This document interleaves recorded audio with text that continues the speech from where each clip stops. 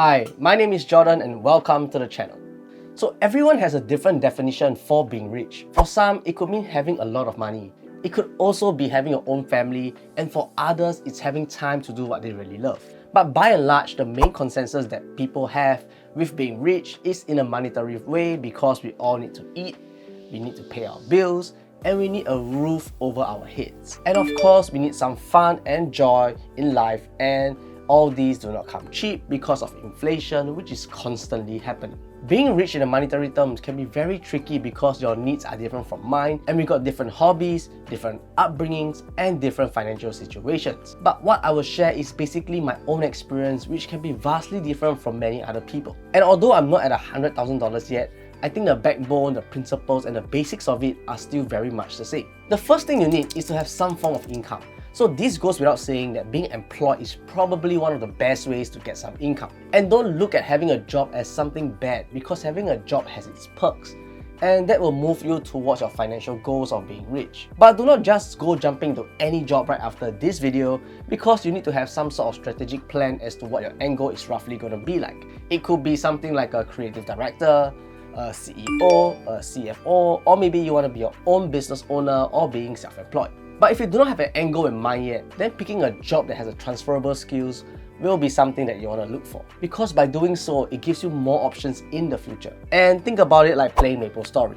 So in the game of MapleStory, you pick a job class, and for example, it's a Dragon Knight. So you play the game, and then you realize that this is not something you want to be. And chances are there are some items in your account that is transferable to other job classes. And by doing so, you don't have to spend precious time farming these items again or starting from scratch. So similar to picking a job, learning a transferable skills in a job can bring you to many places. So like for me, I started out working in a lab because I had a diploma in biotechnology and I was doing my degree at the same time. So this allowed me to practice what I learned in school during work, which makes things easier for me to understand. And after that, I moved on to a lab sales where I sold lab equipment to different laboratories in Singapore. And in this job, I pick up the sales skills, which is probably to me one of the best skills that you can have in this world because it teaches you a myriad of things. So after learning the sales skills, I move on to a different industry to pick up a new skill, which led me to where I am right now doing content for a company. But you don't have to follow my pathway because everyone is different and I might be more outgoing and hence I don't mind doing sales. But to some, they dread talking to people and they prefer to face a computer. But the main point here is to learn a skill that you can transfer from industry to industry, or skills that can bring you to your ultimate end goal that you are looking at. So for example, just like how your 5-star dragon armor can be equipped by different heroes that you have in your MMORPG game. So once we get some salary going, we can see ourselves saving more money and chipping away to reach our financial goals.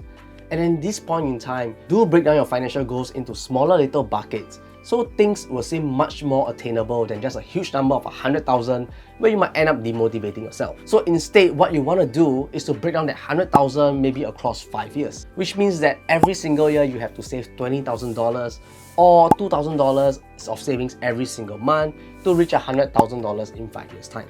The next thing you want to do here is to live below your means. So this has been said probably many times and it's probably one of the hardest way but the best way to getting rich because not many people practice it and it's really hard to do. So living below your means doesn't have to be complex or complicated. If you have followed step 1, which is to get a job, you can take advantage of the office pantries for your daily coffee fix, your morning tea, or your snacks. So granted that the coffee, tea, or snacks might not be the best that's available, but having free coffee, free tea, and free snacks is probably the best deal to have. The only challenge with working and living below your means is having lunches. So we all will have a colleague that will want to have ABC Hor Fun that costs $8 a plate, or maybe that Japanese restaurant that costs $15 a person. And if we do not join them, we might be ostracized or ousted as antisocial.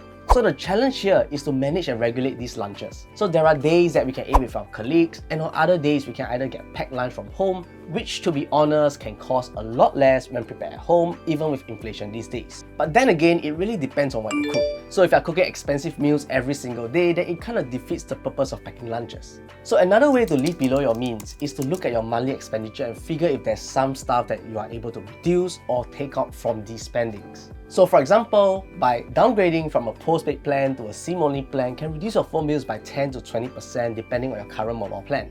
And maybe re-looking into your gym membership and consider other gyms that might be lesser known but still provide similar machines and services that you currently have. or even cutting down on drinks and instead meet your friends for tea or coffee. Or if you really want to have drinks, buying a carton of beer is a much cheaper option than drinking at a bar. So there are many things that we can reduce from our expenditure, but remember to find a balance because we don't want to cut out too much that it makes our life so miserable and intolerable.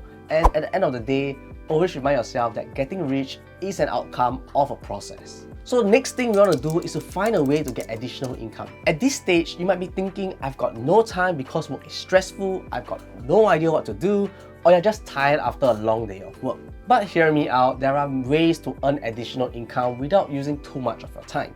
And the first way to do this is to invest your money. So many might be afraid of investing because of the risks that we hear about, the fear of the market dumping and the uncertainty that the future holds. But hear me out first, because we will never be able to save our ways to riches. And by investing, we can get some passive income, which means our money is earning more money for us while we sleep and we go on with our everyday lives. And investing can be as easy as putting a couple of $100s into a safe vehicle like VOO, which is an ETF that tracks the S&P 500. And there are plenty of videos about VOO that you can look into as well. But if you're afraid of the stock market, there are other places you can put your money into, like Singapore Savings Bond, which is currently giving a 3% interest rate, which is insanely high. And just for perspective, if you had $1,000 in there, you get a total of $300 in interest at maturity. And this $300 is paid out over a period of 10 years, which is roughly $30 a year.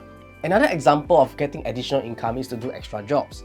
And these days, it's a lot easier because we have so many options like food delivery, starting a small home-based business, or maybe even a small gig on Fiverr. So when I started investing, it was about 2 years back when it was during COVID period. And it was a blessing in disguise because we were all stuck at home and there was nothing much that we could do. So I was able to invest a huge portion of my salary. And while I was investing, I started this YouTube channel, which started earning a small income after a period of 1.5 years. And as time went by, my portfolio in stocks and crypto gave some income, and coupled with my YouTube channel, I was able to get some not so passive income, which I'm currently reinvesting back into the channel as well as the stock market. Granted that not everyone is able to start a side gig because of time and commitment issues, you can use that little time in between breaks to read books, which can increase your knowledge and hopefully help you score a higher paying job, which goes back to our first point of having a source of income and ideally a high source of income. So to reach your first 100,000 is probably the hardest thing that you experience. But once you hit that 100k mark, your second and your third 100,000 will be a breeze because of compound interest if you are consistently reinvesting your dividends. But ultimately, you got to set realistic timeline for yourself and enjoy the process of working towards your goal. So do not get too stressed because you're slower than your peers, because everyone is different and there are different circumstances as well.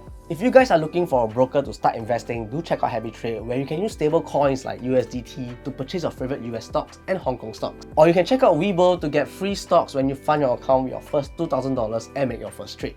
So do drop a like to support the channel, subscribe if you haven't, stay safe, invest safe, and I'll see you in the next video.